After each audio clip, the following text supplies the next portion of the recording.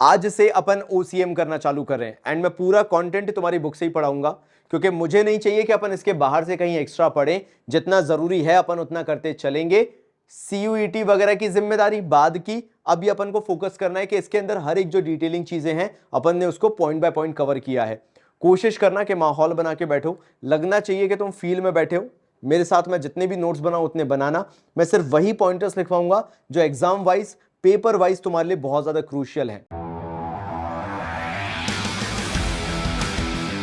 अब यार तुम सोच रहे होगे ये प्रिंसिपल्स ऑफ मैनेजमेंट का इजाद कहां से हुआ, आखिर ऐसा क्या था कि ये प्रिंसिपल्स ऑफ मैनेजमेंट बनना चालू हो गए।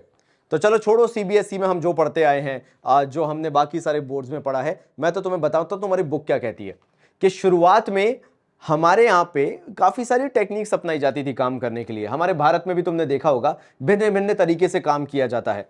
अब यार खाने को पकाने के तरीके भी कितने अलग अलग होते हैं, तो इसका मतलब ये नहीं है कि एक तरीका सही है तो दूसरा तरीका गलत है। ये टेक्निक्स है जो over the period of time generation by generation pass on की गई है और ये सिद्धांत बन गए, एक टाइम पे जाके प्रिंसिपल्स बन गए। ये पूरा चैप्टर जो प्रिंसिपल्स ऑफ मैनेजमेंट का है ये इसी पे बेस्ड है कि वो टेक्निक्स जो काफी सक्सेसफुल रही over the period of time, वो तरीके काम करवाने के जो सक्सेसफुल रहे, वो आज चल के प्रिंसिपल्स बन चुके हैं मैनेजमेंट के। यानी एक बिजनेस में अगर किसी काम को करने का कोई तौर तरीका होता है तो उसके पीछे सालों का बहुत अच्छा खासा एक्सपीरियंस है, वरना बिना बात के वो शायद कभी प्रिंसिपल्स बनते ही नहीं। सो ये कुछ नहीं है, ये टेक्निक्स हैं काम करवाने की जिनको आज हम प्रिंसिपल्स बोलने लगे हैं बिकॉज इनकी यूनिवर्सल वैलिडिटी है, यूनिवर्सल एक्सेप्टेबिलिटी है। सिंपल सी बात बोली जाती है कि एक बड़ा फंक्शन करवाना है या इवेंट करवाना है तो वो एक इंसान का काम नहीं है, वहां पे बहुत सारे लोगों को जुड़ना पड़ेगा। अब इसी बेसिस पे अगर अपन प्रिंसिपल्स की बेसिक डेफिनेशन देखना चालू करें प्रिंसिपल्स ऑफ मैनेजमेंट के अंदर, जो तुम्हारी कॉपी में भी नोट डाउन होनी चाहिए, वो कहती है principle is defined as a fundamental truth. क्या बोला गया जरा ध्यान से देखना कि मैंने कुछ अलग या अचंभा तो नहीं पढ़ा दिया, बिल्कुल एक अलग ही चीज तो नहीं पढ़ा दी, नहीं। प्रिंसिपल्स जो होते हैं वो फंडामेंटल ट्रुथ है या प्रपोजिशन है, मतलब एक ही चीज हुई वो, ये सत्य है। मतलब अगर बोला जाए किसी से कि बेटा सुबह जल्दी उठो रात को जल्दी सो जाओ, तो ये क्या है, ये सत्य है, ये बेसिक फंडामेंटल है कि जनरली इंसान ऐसे ही काम करते हैं, सुबह जगा जाता है रात को सोया जाता है, तो फंडामेंटल ट्रुथ है, तो उसको प्रिंसिपल बना दो, कोई दिक्कत नहीं है। प्रिंसिपल का मतलब कुछ नहीं, ये बेसिक नॉर्म हर घर में जो चलता है वो प्रिंसिपल बन गया, ठीक है। दैट सर्व्स, जो सर्व करता है as a foundation for a system of belief, जो कि सर्व करेगा एक फाउंडेशन जैसा कि लोग उस पर भरोसा करें। जब घर वाले कहते हैं कि बेटा किसी से अच्छे से बात किया करो, रिस्पेक्ट से बात किया करो, तो तुम्हारे अंदर वो बिलीफ सिस्टम कैसे पैदा होगा, जब तुम देखोगे कि बाकी लोग भी सेम तरह से बिहेव कर रहे हैं। तभी बोलते हैं कि संगत जो होती है वो बहुत काम की होती है, ये वही चीज बता रही है। या फिर ऑफिस में बड़े डिसिप्लिन से काम करना होता है, वक्त से पहुंचना होता है, वक्त से निकलना होता है, जिस वक्त पे काम कर रहे हो सिर्फ काम करना होता है। ये कैसे आया, क्योंकि ये principles over the period of time बनते चलेगा। ये सच्चाई है जिसने फाउंडेशन बनाई कि हम उन चीजों पे भरोसा कर सकें। तभी तो होता है ना, जब किसी चीज पे भरोसा नहीं होता कि यार मारना गलत होता है किसी को, तो हमारा जो सिस्टम ऑफ बिलीफ है वो हिल जाता है। नहीं यार ये तो गलत है, आप समझाइए, आप हिदायत दीजिए, आप समझाइश दीजिए, लेकिन डराइए मत मारपीट के। तो ये क्या हुआ, सिस्टम ऑफ डिसबिलीफ हो गया कि ये चीज समझ नहीं पाऊंगा मैं कि मारा पीटी क्यों की जाती है, समझाना समझ में आता है। तो ये क्या है, ये फाउंडेशंस हैं जिन चीजों पे आपको भरोसा हो सके, जिन चीजों को आप मान सको, समझ सको, आपका ब्रेन एक्सेप्ट कर सके। अगर मैं आपसे कहता हूं कि डिवीजन ऑफ वर्क, काम बांट के ज्यादा एफिशिएंसी से हो सकता है, तो आप तभी मानोगे ना जब आपका दिमाग उस चीज को एक्सेप्ट करेगा। ये प्रिंसिपल्स का बेसिक फंडामेंटल है। तो क्या बोला गया, that serves as a foundation for a system of belief और बिहेवियर। ये आपके बिहेवियर को बनाता है या फिर आपको सही गलत सोचने पे मजबूर करता है, और for a chain of reasoning, जिस पे आप आत्ममंथन करना चालू करते हो। अगर कल आपका बॉस बोलता है कि ये एक ऐसा प्रोजेक्ट है सर जिसको आपको 4 दिन में कंप्लीट करके देना है, अगर आपको जरूरत लगे तो आप अपने कलीग की हेल्प ले सकते हैं, सपोर्ट ले सकते हैं, तो आपका रीजनिंग चालू हो जाएगा। अगर मैं अकेला करके दूं तो कैसा रहेगा, लेकिन अगर मैंने अकेले करके दिया और खराब हो गया तो बॉस बोलेगा मैंने तो बोला था कि हेल्प ले लो, तो अच्छा है मैं हेल्प ले लेता हूं। तो यहां पे आपने डिवीजन ऑफ वर्क किया बिकॉज आपको मालूम था काम वैसा है। ये प्रिंसिपल्स हमें सिखाता है। मैं साइड हो जाता हूं क्योंकि मुझे चाहिए कि ये तुम्हारे पास एक बार स्क्रीनशॉट में हो और तुम इसे कॉपी में नोट डाउन करो। अब अपन nature of principles of management की बात करें, जो कि बेसिकली 7 पॉइंट के अंदर समअप किया जाता है। मैं तुम्हें बहुत आराम से बहुत डिटेल में बताऊंगा, बस तुम्हारे नोट्स मेरे साथ बनते चलने चाहिए।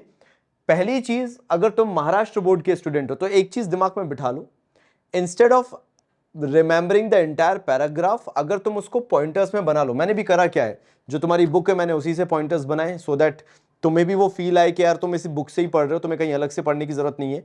बट मैंने इजी पढ़ने के लिए कुछ पॉइंट्स उसमें से निकाल लिए हैं, जिसके कारण तुम्हारा पूरा का पूरा, अगर ये यूनिवर्सल एप्लीकेशन है तो वो पॉइंट कंप्लीट हो जाएगा। एक्सप्लेन करते हैं। जब अपन nature of principles of management की बात करेंगे, नंबर 1 आता है यूनिवर्सल एप्लीकेशन। यानी अगर हम ये प्रिंसिपल ऑफ मैनेजमेंट लेके चलेंगे जो आगे हम पढ़ने वाले हैं, जो theories of principles of management है, तुम कहीं पे भी लगा दो। डिवीजन ऑफ वर्क जो है इंडिया में ही तो नहीं लगता, ऑल ओवर द वर्ल्ड किसी भी ऑर्गेनाइजेशन में लग रहा है। आज के टाइम पे एक ऑर्गेनाइजेशन ऐसी नहीं है जिसके अंदर सिर्फ एक एम्प्लॉय हो। सिंपल सा लॉजिक है, यानी division of work is important. तो ये जो भी प्रिंसिपल्स बताए गए हैं, जो एक डिवीजन ऑफ वर्क है, एक प्रिंसिपल है जो मैंने बताया, ये हर जगह एप्लीकेबल है, तो यूनिवर्सल एप्लीकेशन हो गया, can be applied to all types of organisations. फर्क नहीं पड़ता आप आईटी फर्म हो या फिर आप एफएमसीजी प्रोडक्ट बनाते हो, कुछ भी बनाते हो, ये एप्लीकेबल है। फिर आता है एप्लीकेशंस कैन बी मॉडिफाइड, यानी ये जो एप्लीकेशन होता है, ये जो प्रिंसिपल्स हैं, जिस तरह से अप्लाई किया जाता है, उनमें मॉडिफिकेशन किया जा सकता है। अगर आपको लगता है कि एक प्रिंसिपल उस बेसिस पे नहीं चल पा रहा है, जिस बेसिस पे जनरल गाइडलाइंस देखा जाए तो हर कोई वही अप्लाई कर रहा है। मान लेते हैं 500 वर्कर की फर्म है, एक आईटी फर्म है जिसमें एवरेज 500 वर्कर होने चाहिए। आप छोटी फर्म चालू कर रहे हो, आईटी मतलब इंफॉर्मेशन टेक्नोलॉजी हो गया, आपने छोटा सा बिजनेस चालू किया है, आईटी का ही है, इंफॉर्मेशन टेक्नोलॉजी का है, सॉफ्टवेयर का है, लेकिन आपको 500 लोगों की जरूरत नहीं है अभी, आपको मात्र 10 लोगों से भी वो काम हो जाएगा। तो क्या आप 10 लोगों से चालू नहीं कर सकते? कर सकते हो। तो यानी अगर यूनिवर्सल एप्लीकेशन है कि डिवीजन ऑफ वर्क है, तो कितने में होगा इसका फिक्स नहीं है, ये आपके ऊपर है कि आपको कितने लोगों के साथ काम करना है। कैन बी मॉडिफाइड, 10 लोग हो सकते हैं, 5 हो सकते हैं, 15 हो सकते हैं, 20 हो सकते हैं, 2000 हो सकते हैं, उससे फर्क नहीं पड़ता, आप अपने हिसाब से उसके अंदर मॉडिफिकेशंस कर सकते हैं। अगेन बिकॉज सेकंड पॉइंट निकल के आता है, ये जनरल गाइडलाइंस है। ये वो नहीं बोल दिया है कि यही परम सत्य है, ऐसा नहीं है कि ये प्रिंसिपल है तो ऐसा ही होता है, नहीं, ये जनरल गाइडलाइंस है। ये काम मत करो, ये काम गलत है, ये काम सही है, ऐसे काम किया जाता है, ये जनरल गाइडलाइंस ही होती हैं। मतलब इसको तुम ऐसे नहीं बोल सकते कि यार इसके बिना तो कुछ और होगा ही नहीं, नहीं ऐसा नहीं है, इसके बिना भी चीजें हो सकती हैं, आप हमेशा एक्सपेरिमेंट कर सकते हो। तो again principles of management are general guidelines, जिससे हम सिर्फ टैकल करते हैं, मतलब जो भी परिस्थितियां आती हैं हम उनको समझ पाते हैं, जो भी ऑर्गेनाइजेशनल सिचुएशंस हैं उनको हम डील कर पाते हैं और प्रॉब्लम सॉल्विंग कर पाते हैं। यानी अगर हमें लगता है कि यहां पे कोई डिसीजन लेना है तो वो हम उन प्रिंसिपल्स ऑफ मैनेजमेंट के कारण वो डिसीजंस ले सकते हैं। जैसे आ जाता है डिसिप्लिन। अब मैं अगर तुम्हें डिसिप्लिन समझाऊं तो क्या होगा, अगर एक क्लास के अंदर एक बच्चा एक बार बोलने पे नहीं सुन रहा, 2 बार बोलने पे नहीं सुन रहा, 3 बार बोलने पे नहीं सुन रहा, तो फिर वहां पे पनिशमेंट दिया जाता है, डिसिप्लिनरी एक्शन लिया जाता है। वो आखिर है क्या? सामने वाले को यह सिखाना कि कुछ जगह पे अलग तरह से बिहेव नहीं करना चाहिए, कई बार शांत बैठना चाहिए, पार्टिसिपेट करना चाहिए। कीपिंग इन माइंड वो टीचर बहुत अच्छा पढ़ा रहे हैं, है ना, तो टीचर अगर अच्छा पढ़ा रहे हैं तो बच्चे को भी सुनना चाहिए, वहां पे ज्यादा स्मार्ट नहीं बनना चाहिए in terms of disturbing the class. तो ये क्या हो गया, because discipline is a principle of management, आपको सिचुएशन से डील करना सिखा रहा है कि एक्शन लो, कुछ प्रॉब्लम सॉल्व करो ताकि बाकी पूरी क्लास डिस्टर्ब ना हो। फिर आता है रिजिड नहीं है, यानी अगर कोई प्रिंसिपल ने कोई बात बोल दी है, जैसे मान लेते हैं प्रिंसिपल इन द सेंस एक जनरल गाइडलाइन है, कहती है कि डिवीजन ऑफ वर्क तो होगा, लेकिन मैंने कल बिजनेस अपना स्टार्ट किया, मेरा एक छोटा सा कमरा है जिसमें मैं छोटा सा बिजनेस कर रहा हूं, आज मैं अकेला सब कुछ हैंडल कर सकता हूं, मेरे को नहीं करना वर्क डिवाइड, तो क्या मेरे लिए मैंडेटरी हो जाता है क्योंकि प्रिंसिपल्स कहते हैं? नहीं, रिजिड नहीं है। रिजिड का मतलब हो जाता है कि ऐसा है तो ऐसा ही है, नहीं, वो चीज नहीं है। अगर आपको लगता है कि अभी के लिए डिवीजन ऑफ वर्क की जरूरत नहीं है, मत करो, कोई दिक्कत नहीं है। फिर differs from events and situations, हर परिस्थिति में ये प्रिंसिपल का तरीका लगने का, जनरल गाइडलाइंस जो है उनको लगने का तरीका बदल जाता है। कहीं पे ये एग्जैक्टली वैसे ही लग सकते हैं, कहीं पे बहुत डिफरेंट वे में भी लग सकते हैं। जैसे 8 घंटे पढ़ाई से ही टॉपर बनते हैं, नहीं, आपके मेंटल लेवल पे भी बैठता है वो चीज। अगर आप बहुत अच्छे पढ़ने में, आप शायद 6 घंटे में काम कर लेंगे, 4 घंटे में कर लेंगे। कुछ बच्चे स्मार्ट होते हैं, 3-3 घंटे पढ़ के भी टॉपर बन जाते हैं। तो अगेन इवेंट और सिचुएशन में डिफर कर जाता है। नंबर 3 कहता है principles are formed by practice and experimentation. तुम समझ रहे हो ना, अगर आज तुम अपनी लाइफ में कोई चीज फॉलो कर रहे हो, कोई टाइम टेबल फॉलो कर रहे हो, किस टाइम पे बैठते हो पढ़ने, किसी को रात में पढ़ना पसंद है, किसी को सुबह सुबह उठ के पढ़ना पसंद है, तो क्या दोनों गलत है या एक गलत है एक सही है? दोनों सही है। किसी को रात को पढ़ना अच्छा लगता है वो उसका प्रॉब्लम है, किसी को सुबह उठ के पढ़ना अच्छा लगता है वो उसका प्रॉब्लम है। तो आप प्रैक्टिस करो चीजें, आप एक्सपेरिमेंट करो, आप अपना रिसर्च वर्क करो, आप ऑब्जर्व करो कि आपको कब अच्छा लग रहा है पढ़ना, आप अपने साथ एक्सपेरिमेंटेशन करो, आप उठ के देखो ना। अगर रात को एक बार पढ़ के देख लिया, आपको रात को बहुत अच्छा लग रहा है, आप सुबह उठ के भी देखो। अगर आपको लगता है सुबह उठ के और अच्छी पढ़ाई होती है तो क्या दिक्कत है? एक्सपेरिमेंट करो ना कि आपकी पढ़ाई कब सूटेबल है। तो ये प्रिंसिपल्स उस पर बेस्ड है। आप ये नहीं बोल सकते कि वो रिजिड हो गए, नहीं, ये प्रैक्टिस होता है, एक्सपेरिमेंटेशन होता है, तब जाके आप फिक्स करते हो कि आपको क्या पसंद आ रहा है, किस तरह से काम करना सही रहेगा। फिर आ जाते हैं फ्लेक्सिबिलिटी। जैसा मैं बोल ही रहा था, जनरल गाइडलाइन से फ्लेक्सिबिलिटी है, चेंज करना है बिल्कुल करो ना, अकेले काम करना है बिल्कुल करो, लेकिन हाँ एक पॉइंट बाद जाके वो इंडिविजुअलिटी काम नहीं आएगी, वहां पे आपको वर्क को डिवाइड करना ही पड़ेगा। अगर इस बुक के अंदर इतना कंटेंट दिया हुआ है तो क्या वो एक पेज पे आ सकता था? नहीं, डिवीजन ऑफ वर्क जरूरी हो गया था, काम को अलग अलग पेजेस में डिवाइड करना जरूरी हो गया था। सो फ्लेक्सिबिलिटी का मतलब क्या हुआ? Can be changed. देख रहे हो, मैं यहां पे कर देता हूं ये कि चेंज किए जा सकते हैं, मॉडिफाई किए जा सकते हैं सिचुएशन के अकॉर्डिंग। ढलना सीखो, परिस्थितियों के अकॉर्डिंग ढलना सीखो। अगर ये परिस्थिति कहती है कि काम ऐसे होगा तो करो, अगर काम उस समय अकेले करना जरूरी है तो करो। प्रिंसिपल्स के पीछे मत बैठो कि डिवीजन ऑफ वर्क होता ही होता है। आपके ऊपर डिपेंड करता है कि आपको क्या सही लगता है। Flexible implementation by the manager. Manager भी फ्लेक्सिबली इंप्लीमेंट करता है, अपने एम्प्लॉयज को छूट देता है कि आप समझो कि कैसे काम होना चाहिए। अगर आपको लगता है सारे प्रिंसिपल्स, मैं तो सिर्फ डिवीजन ऑफ वर्क का भी एग्जांपल दे रहा हूं क्योंकि वो बहुत इजी है एक्सप्लेन करना, बाकी भी बहुत सारे प्रिंसिपल्स हैं, यूनिटी ऑफ डायरेक्शन वगैरह है, वो अपन बाद में करेंगे। लेकिन मैनेजर उन सब में फ्लेक्सिबिलिटी देता है कि आप देखो कि आपको बेटर क्या लगता है एज एन एम्प्लॉय। अगर आप काम कर रहे हो तो अगर आपको लगता है कि कोई चेंजेस आने चाहिए, आप अपने अकॉर्डिंग काम करो, आपको कोई नहीं रोकेगा। And as business environment keeps on changing, क्योंकि बिजनेस एनवायरमेंट चेंज हो रहा है, वर्क फ्रॉम होम जैसी चीज चालू हुई जो सदियों से चालू नहीं हुई थी, 200 साल 300 साल जब से ये सभ्यता निकल के आई है, या पुराने पिछले 60 साल जब ये बिल्कुल फॉर्मल कंपनीज वाला सेक्टर आ गया है, तब भी वो चीज नहीं आई वर्क फ्रॉम होम, लेकिन कोविड सिचुएशन में आया। तो ये चेंजिंग एनवायरमेंट के तहत आपको भी वो फ्लेक्सिबिलिटी रखनी पड़ेगी कि बिजनेस मॉडल के अंदर आप वो चेंज लेके आ सकें। ये सारे स्क्रीनशॉट लेते जाना, बाद में लिख लेना बैठ के, जरूरी है। और हुआ तो मैं पीडीएफ नीचे डिस्क्रिप्शन में शेयर कर दूंगा, परेशान मत होना। नाउ बिहेवियरल इन नेचर, इसका मतलब क्या हुआ? जितने भी प्रिंसिपल्स हैं इनका सिर्फ एक काम है, ये इंसान के बिहेवियर को चेंज करते हैं, इंसान के सोचने के तरीके को चेंज करते हैं। Let me give you the idea. मैंने वो कहां बताया था, कहां गया था, ये रहा। जब मैं बेसिक डेफिनेशन बताता था, ये बता रहा था कि सिस्टम ऑफ बिलीफ को चेंज करते हैं, बिहेवियर को चेंज करते हैं, रीजनिंग सोचने के तरीके को चेंज करते हैं।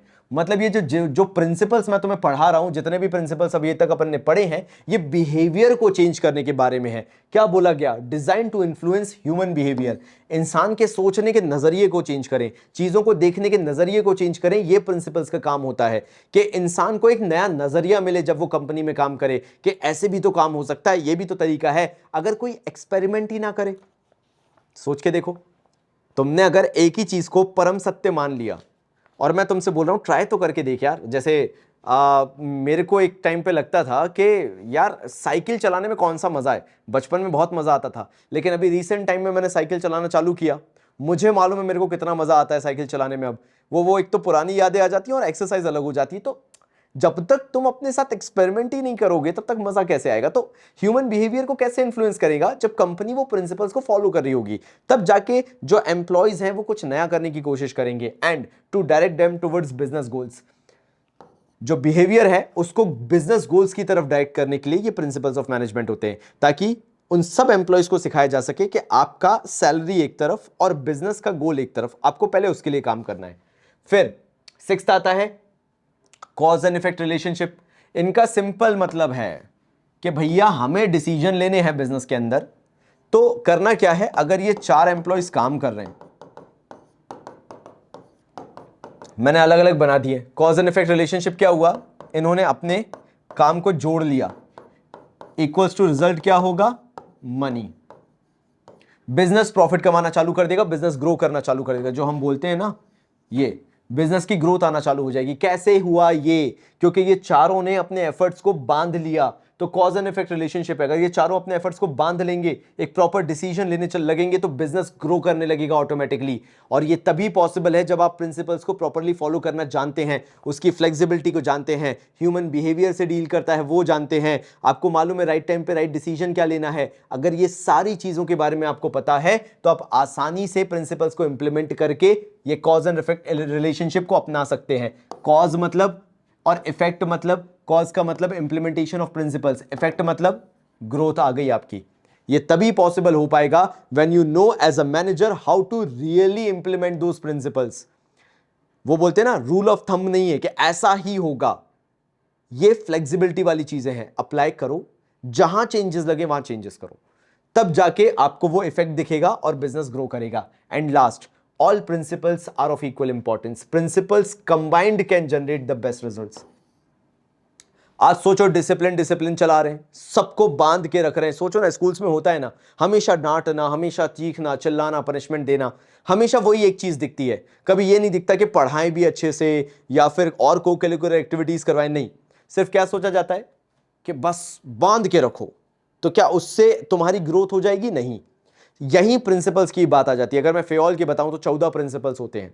अगर आप सिर्फ एक या दो प्रिंसिपल्स को अप्लाई कर दो, डिवीजन ऑफ वर्क को कर दो, डिसिप्लिन को कर दो, यूनिटी ऑफ डायरेक्शन को कर दो, parity between authority and responsibility को कर दो, तो क्या हो जाएगा सब कुछ? नहीं। वो 14 के 14 प्रिंसिपल्स को प्रॉपरली अप्लाई करना पड़ेगा। अगर एक को करोगे, बाकी को नहीं करोगे, तो रिजल्ट्स नहीं आएंगे। तो ऑल प्रिंसिपल्स कंबाइंड, ये जरूरी हो जाता है। जब तक आप सारे प्रिंसिपल्स को कंबाइंड नहीं करोगे, तब तक बेस्ट रिजल्ट्स जनरेट नहीं होंगे। तो सारे प्रिंसिपल्स इक्वल इंपॉर्टेंस के होते हैं। आज अपन ने नेचर किया और basic meaning of principles of management किया। कल से अपन सिग्निफिकेंस यानी इंपॉर्टेंस करेंगे और फिर बेसिक प्रिंसिपल्स को अपन चालू कर देंगे। मेरी कोशिश क्या है, जो तुम्हारा ओसीएम है, हर चैप्टर के बमुश्किल 4-4 वीडियोस के अंदर कंप्लीट करते चले जाऊं। डिटेल में जाना चाहता हूं, इसलिए एक वीडियो को ज्यादा लंबा नहीं रखना चाहता, बट पार्ट्स में ज्यादा बना दूंगा। तो कोशिश करो रेगुलरली अटेंड करो। ये सारे जो मैं नोट्स बना रहा हूं, ये तुम भी बनाओ। मेरे लिए आसान है स्लाइड्स बना के रिप्रेजेंट करना, लेकिन तुम मेरे से वो कनेक्ट नहीं फील कर पाओगे, वो फील नहीं आ पाएगा कि यार जब ये इंसान मेहनत कर रहा है तो मैं तो कर ही सकता हूं, मेरे तो एग्जाम है, मेरे को तो बोर्ड्स देने। सो तुम भी मेरे साथ उतनी मेहनत करो, मजा आएगा पढ़ने में। तब तक के लिए बहुत सारा प्यार और धन्यवाद।